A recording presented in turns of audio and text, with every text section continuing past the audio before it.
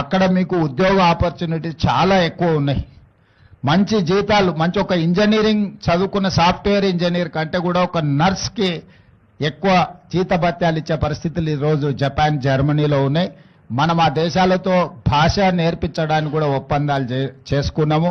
భవిష్యత్తులో మీ నర్సింగ్ కాలేజీలో కూడా జపనీస్ లాంగ్వేజ్, జర్మనీ లాంగ్వేజ్ నేర్పించడానికి వీడికి అవసరమైన టీచర్లను ఇక్కడికి పంపిస్తాం. మీ మంత్రి గారికి మళ్ళీ తర్వాత నేను వాళ్ళని కనెక్ట్ చేస్తాను.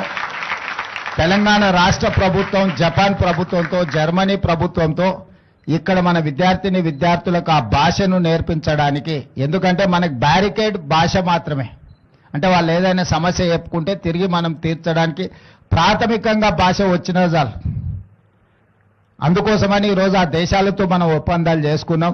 డెఫినెట్గా ఇది అయిపోయిన తర్వాత రెవెన్యూ మంత్రి గారికి, శ్రీనివాస్ రెడ్డి గారితో మాట్లాడి మీ నర్సింగ్ కాలేజ్లో కూడా జపనీస్ లాంగ్వేజ్, జర్మన్ లాంగ్వేజ్ నేర్పించడానికి అవసరమైన కార్యాచరణ తీసుకుంటాము.